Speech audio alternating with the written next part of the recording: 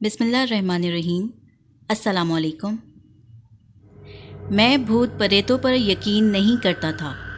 मुझे लगता था कि ये लोगों की मनगढ़ंत कहानियाँ हैं जो सिर्फ डराने के लिए बनाई जाती हैं। लेकिन एक दिन मेरी ये तमाम क़यास आराइयाँ हवा हो गईं जब मेरे ही ख़ानदान में ये वाक़या पेश आया।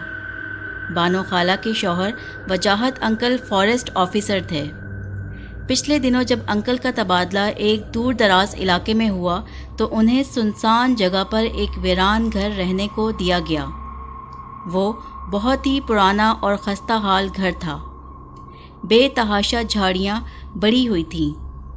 रात जब सोने के लिए लेटे तो बानो खाला मेरी अम्मी की कज़न हैं। इनमें और मेरी अम्मी में बड़ी गहरी दोस्ती है, इनके बचपन से ही। इनकी और मेरी अम्मी की शादियां भी तकरीबन आगे पीछे ही हुई थीं। अम्मी बताती हैं बानो खाला अपनी नौजवानी में भी बिल्कुल आम सी खातून हुआ करती थीं। सांवली दुबली पतली, न जाने किस तरह इनका जैकपॉट निकल आया। इस वक्त तो इनको ऐसा ही लगा होगा कि इनके लिए अंकल वजाहत का रिश्ता आ गया। अंकल वजाहत फॉरेस्ट ऑफिसर थे और बिला शक व शुबा बेहद हैंडसम थे। किसी हसीन औरत की शादी अगर किसी गए गुजरे से हो जाए तो अच्छी निभ ही जाती है, लेकिन जो अगर किसी आम सी औरत किसी खूबसूरत मर्द के पल्ले बन जाए तो बस सारी जिंदगी खतरे की घंटी औरत को अपने कानों में गूंजती महसूस होती है। और अंकल वजाहत तो खूबसूरती की सबसे ऊंची सीढ़ी पर खड़े थे, फिर ख़ानदानी और पढ़े लिखे भी।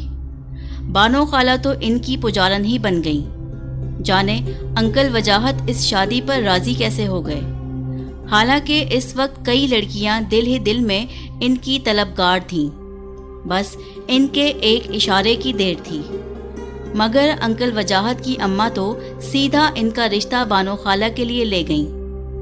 मेरी अम्मी को तो सारी ज़िंदगी शक रहा कि वजाहत अंकल की अम्मा ने जानबूझकर एक से बढ़कर एक हूर शमाइल लड़की को छोड़कर बानो खाला का इंतखाब इसलिए किया था ताकि वो इनके दिल पर राज ना कर सकें और इनका बेटा कभी इनके हाथों से ना निकले। और थोड़े से फ़र्क के साथ बिल्कुल ऐसा ही हुआ। आज से कोई 25-26 साल पहले अंकल वजाहत की शादी बानो खाला से करार पा गई। जैसा कि मैंने कहा, ये एक खासी बेजोड़ शादी थी। ठीक ठाक सांवली बेहद दुबली पतली आम सी बानो खाला और बेहद खूबरू स्मार्ट अंकल वजाहत। वो फॉरेस्ट ऑफिसर थे, मगर जब वो अपनी जीप में जंगलात के दौरों पर आते जाते तो बिल्कुल हीरो लगा करते थे। वजाहत अंकल ने अपनी बेजोड़ शादी पर दिल मैला नहीं किया। इनके पास दिल बहलाने का बहुत सामान मौजूद था। इनके कई अफेयर्स पूरे ख़ानदान के इल्म में थे। वो ज़्यादातर घर से बाहर रहते। रफ्ता रफ्ता दौरों में और इजाफा होता गया और उन्होंने जैसे घर आना ही छोड़ दिया। चंद सालों में इनके यहाँ 2 बेटियां भी हो गईं, अनम और महरीन। मगर बच्चियों की पैदाइश ने भी इनके मामूलात में कोई फ़र्क नहीं डाला। मैं और इनकी बड़ी बेटी अनम तकरीबन हम उम्र थे। इस वक्त हम एक ही स्कूल में पढ़ते थे। मैं और अम्मी अक्सर बानो खाला की तरफ चले जाते। वजाहत अंकल तो कभी घर में होते ही नहीं थे। इनकी अम्मा इस वक्त हयात थीं। अपने हाथों से जानबूझकर कराई गई इस शादी का सारा इल्ज़ाम वो इंतहाई ढटाई से बानो खाला पर डाला करती थीं और अंकल वजाहत के घर से लाताल्लुक़ रहने की वजह बानो खाला की कम सूरती को ठहराती थीं। कभी कभी इल्ज़ामात का रुख सिर्फ 2 बेटियों की तरफ मुड़ जाता, जैसे बेटा ना हो सकने की गुनाहगार सिर्फ बानो खाला हों। बानो खाला बेचारी अपने ना करदा गुनाहों पर शर्मिंदा रहा करती और चुपके चुपके आंसू बहाती। कभी कभार जब अंकल वजाहत शायद मुंह का मज़ा बदलने को घर तशरीफ़ लाते तो बानो खाला को एक कनीज़ से ज़्यादा हैसियत कभी ना देते। इनका काम सिर्फ खाना रखने, कपड़े धोने और इस्त्री करने का रह जाता। मगर बानो खाला इस पर भी लाख लाख शुक्र बजा लाती کہ کم از کم ان کے دیوتا ان کی نظروں کے سامنے تو ہیں، اور دیوتا کی تو صرف پوجا کی جاتی ہے، شکایت نہیں کی جاتی۔ بہرحال وقت آگے بڑھا اور انکل وجاہت کی بے اعتنائی اور لا تعلقی باقاعدہ ناپسندیدگی میں بدلنے لگی۔ بانو خالہ کی ساس سرے عام انکل وجاہت کی دوسری شادی کا اعلان کرنے لگی تھیں۔ ہائے میرا بچہ گھر کی شکل بھول گیا ہے، وہ ہر آنے جانے والے کے سامنے دہراتی۔ وہ بھی کیا کرے جب ایسی منحوس صورت عورت گھر میں موجود ہو۔ سیاہ رات بن کر چھا گئی ہے میرے چاند جیسے بیٹے کی زندگی پر۔ خیر یہ تو انکل وجاہت کی اماں کے خیالات تھے، نہ جانے کس طرح اپنی بے لگام زبان اور اپنی بہو کے دل کو چھلنی کر دینے کے حساب کتاب انہوں نے خدا کے سامنے چکائے ہوں گے۔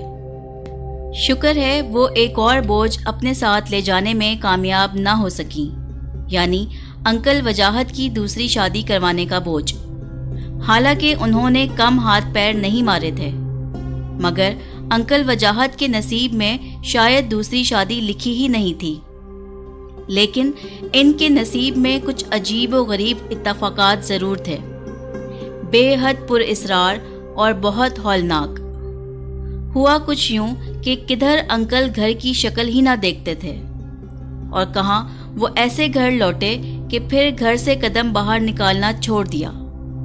کیسی آوارگی اور کیسی تفریح، یہاں تک کہ کیسی نوکری، سب کچھ چھوڑ چھاڑ دیا۔ صرف ہر وقت بانو خالہ کو آوازیں لگاتے، بس تم ہر وقت میرے پاس رہا کرو، وہ التجا کرتے۔ بانو خالہ کی ساس کے تن بدن میں آگ لگ جاتی۔ کل موہی نے ضرور کوئی جادو ٹونا کروایا ہے، ان کو پکا یقین تھا، مگر معاملہ اتنا سادہ نہیں تھا۔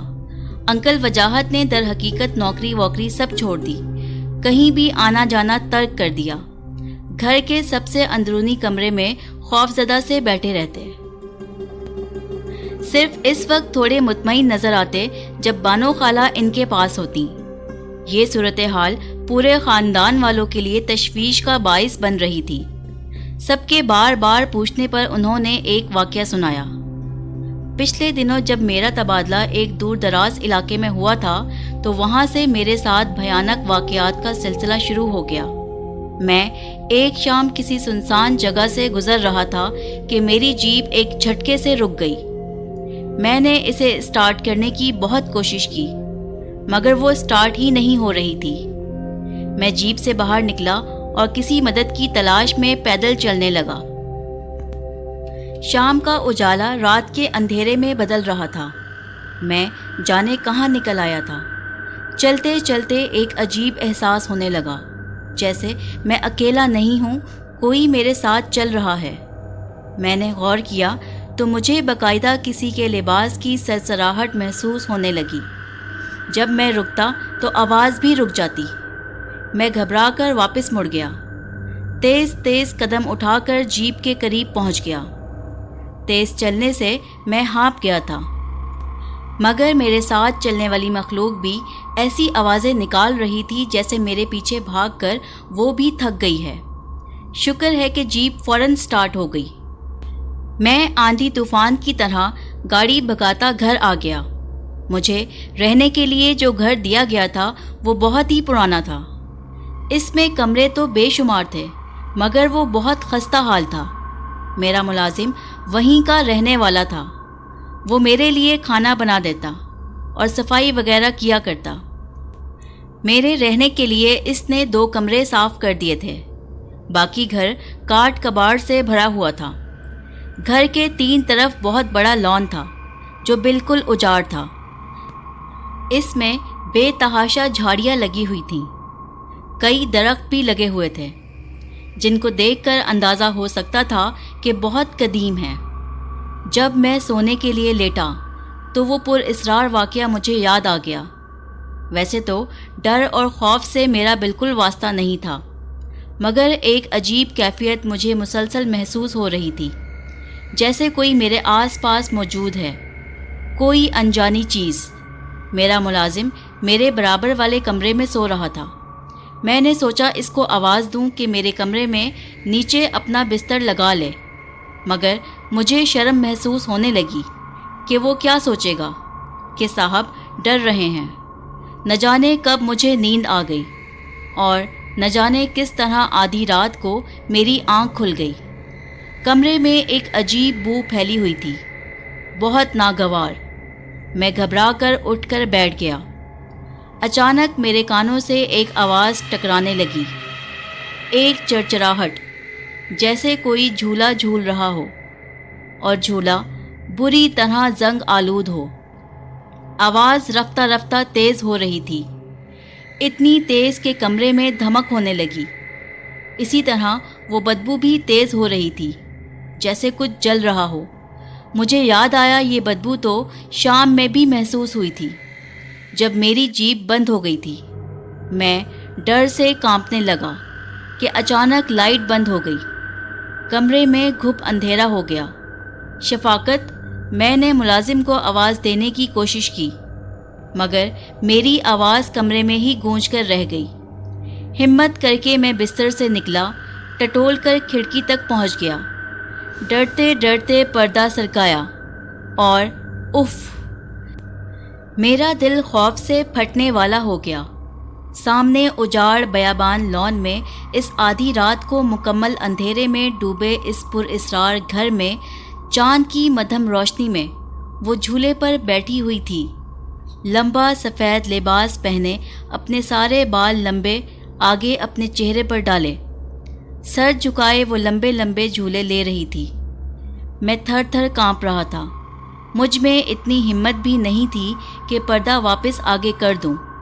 اچانک جھولا رک گیا، مگر تیز چرچراہٹ کی آواز ابھی بھی آ رہی تھی۔ جھولے پر بیٹھی ہوئی عورت نے اپنا جھکا ہوا سر آہستہ آہستہ اوپر کرنا شروع کیا، جیسے کوئی سلو موشن کا سین چل رہا ہو۔ پھر اس کے بالوں کی اوٹ میں سے اس کی آنکھیں، سرخ خوفناک آنکھیں مجھ پر جم گئیں۔ اس کے سیاہ چہرے پر مسکراہٹ نمودار ہو گئی، وارننگ دیتی ہوئی مسکراہٹ، چیلنج دیتی ہوئی مسکراہٹ۔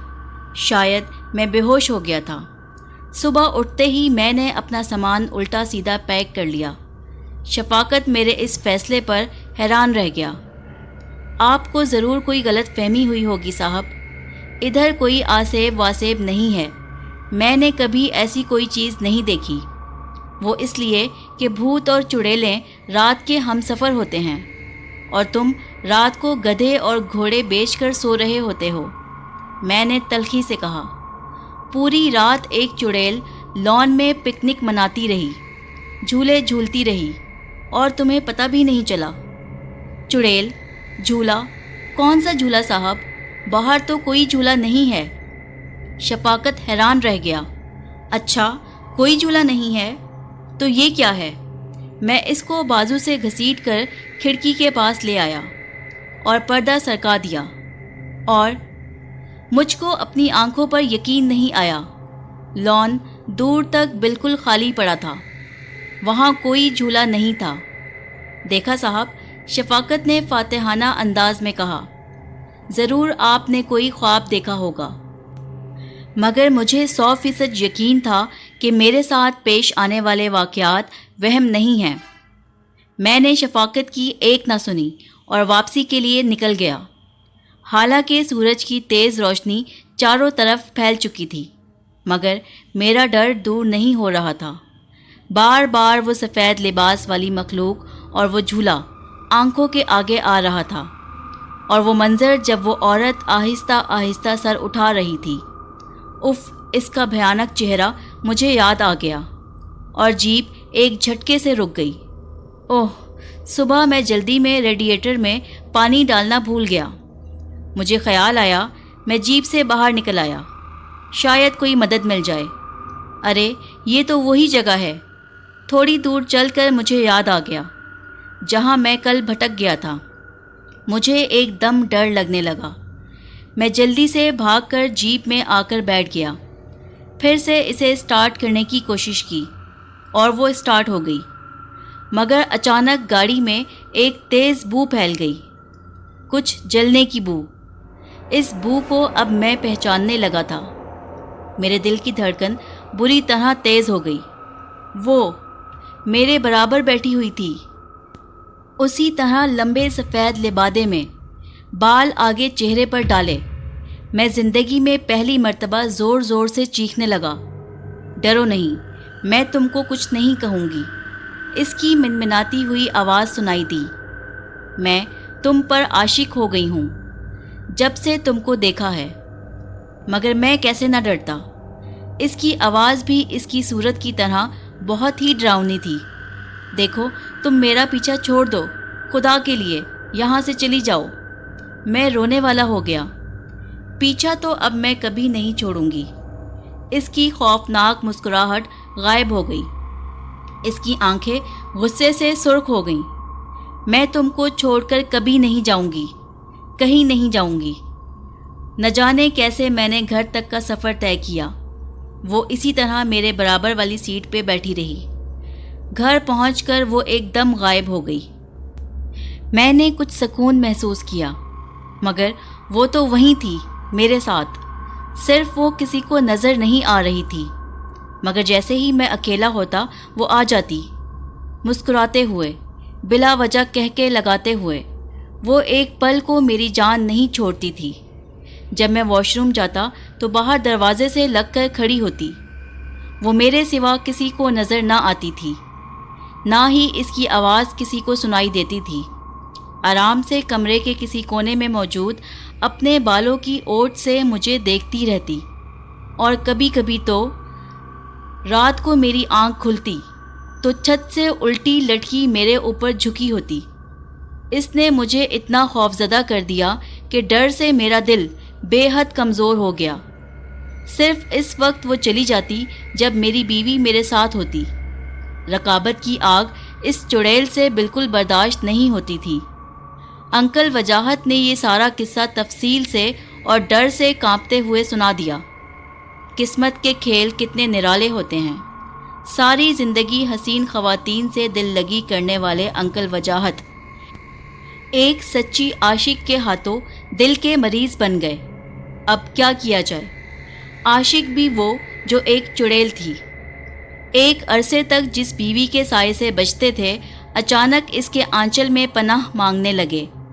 خیر نہ جانے یہ عجیب پر اسرار کھیل کب تک چلتا رہا۔ انکل نے نوکری چھوڑ دی، کہیں آنا جانا بالکل ترک کر دیا۔ پیلا زرد چہرہ لیے گھر کے کسی کونے میں اکڑوں بیٹھے تھر تھر کانپ رہے ہوتے۔ شکر ہوا کہ انکل وجاہت کا گھر بھی ان کے ابا نے بنوایا تھا۔ جب انکل کی نوکری چھوٹ گئی تو چند دنوں بعد گھر میں کھانے کے لالے پڑ گئے۔ آخر ان کی اماں جان نے اوپر کی منزل کرائے پر چڑھا دی۔ جیسے تیسے گزارا ہونے لگا۔ بانو خالہ کی نہ تو اتنی تعلیم تھی، نہ ہی تو اتنا اعتماد کہ کہیں نوکری کر لیتی۔ اوپر سے دونوں بچیاں بھی گھر کے اتنے عجیب اور گھٹے ہوئے ماحول کی وجہ سے اتنی کم ہمت نکلیں کہ ٹھیک سے بات تک نہیں کر پاتی تھیں۔ اسی طرح سالوں گزر گئے۔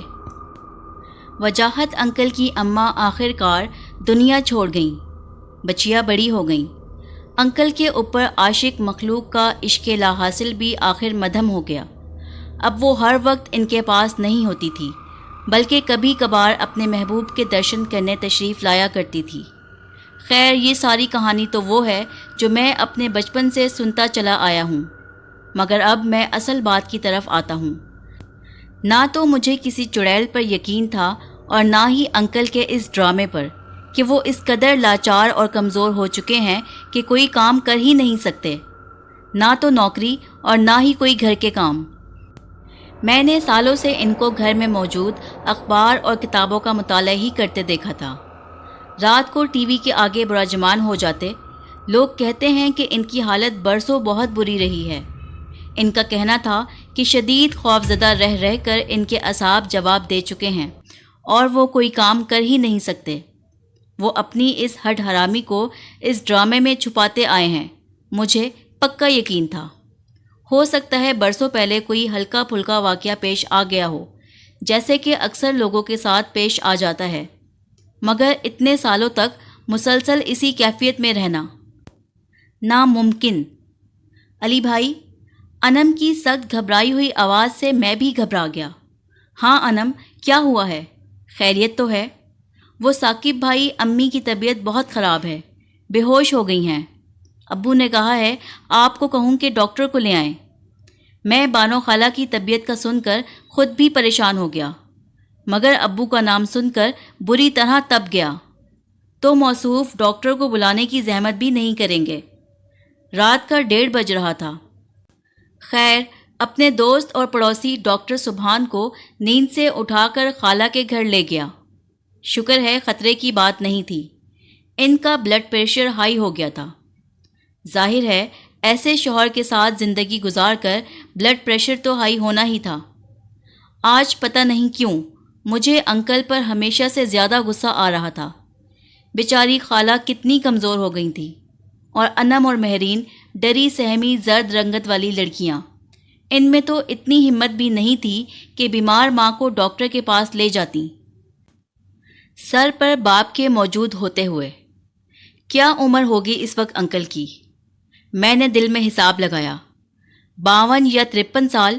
وہ بالکل جوان نظر آتے تھے۔ بقول ان کے وہ دل کے مریض بن چکے تھے، مگر وہ ابھی بھی ایک اشارے سے کسی کو بھی درد دل میں مبتلا کر سکتے تھے۔ میں نے ایک زہریلی نگاہ ان پر ڈالی۔ ان کے صرف چند بال سفید ہوئے تھے، چہرے پر کوئی شکن نہیں تھی۔ میرے ساتھ بیٹھے وہ یقیناً میرے بڑے بھائی لگ رہے ہوں گے، مجھ سے کہیں زیادہ وجیح بڑے بھائی۔ ثاقب بھائی، آپ آج یہیں رک جائیں پلیز، امی کی طبیعت ٹھیک نہیں، ڈر لگ رہا ہے۔ مہرین نے التجا کی۔ میں ویسے تو اکثر یہاں آتا جاتا رہتا تھا، مگر رات کو رکنا مناسب نہیں لگ رہا تھا۔ مگر مہرین کے پیلے پڑے چہرے کو دیکھ کر مجھے ترس آ گیا۔ چلو ٹھیک ہے، میں امی کو فون کر کے بتا دیتا ہوں۔ مہرین مطمئن ہو گئی۔ میرا بستر انکل وجاہت کے کمرے میں لگا دیا گیا۔ میں نے کوفت تو محسوس کی، مگر سارے دن کا تھکا ہوا تھا، اور اس وقت رات کے 3 بج رہے تھے۔ میں لیٹتے ہی سو گیا، مگر رات کو اچانک میری آنکھ کھل گئی، جیسے ہوا کا تیز جھونکا میرے چہرے سے ٹکرا گیا ہو۔ ایک عجیب بو محسوس ہو رہی تھی، جیسے کچھ جل رہا ہو۔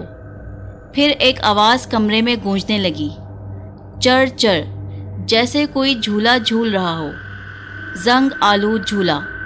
میں نے اٹھنے کی کوشش کی، مگر میرا جسم جیسے پتھر کا بن گیا تھا۔ جھولے کی آواز تیز ہونے لگی۔ میں نے آنکھیں پوری کھول دیں۔ کمرے میں مدھم روشنی پھیلی ہوئی تھی۔ اس مدھم روشنی میں کوئی اندر داخل ہو گیا، سفید لباس میں، بال آگے ڈالے۔ وہ آہستہ آہستہ انکل وجاہت کی طرف بڑھ رہی تھی۔ میرا دل خوف سے پھٹنے لگا۔ وہ انکل کے قدموں میں بیٹھ گئی، ان کے پیر سہلانے لگی۔ انکل نیند میں کسمسائے۔ اس نے آہستہ سے اپنے منہ سے بال ہٹا دیے۔ انکل وجاہت نے ساری زندگی اس کے بھیانک چہرے کا جو نقشہ کھینچا تھا، وہ تو کچھ بھی نہیں تھا، وہ کہیں زیادہ مکروہ تھی۔ اچانک اس کی سرخ آنکھیں مجھ سے ٹکرائیں۔ میں ڈر سے کانپ رہا تھا۔ وہ مسکرانے لگی، پھر مجھ پر نظر جمائے ہوئے وہ اٹھی اور میری طرف بڑھنے لگی۔ میری دھڑکنیں بے قابو ہونے لگیں۔ میں نے خوف سے اٹھ کر بھاگنا چاہا، لیکن جسم ساکت ہو گیا۔ چیخنا چاہا، لیکن آواز حلق میں دب گئی۔ آج انکل کی ایک ایک بات مجھے سچ لگ رہی تھی۔ وہ میرے قریب پہنچی اور میرے قدموں میں بیٹھ گئی۔ میری اوپر کی سانس اوپر اور نیچے کی نیچے رہ گئی۔ جسم برف کی مانند سرد ہو گیا۔ اس نے اپنی کالی سیاہ زبان نکالی اور میرے قدموں پہ رکھ دی۔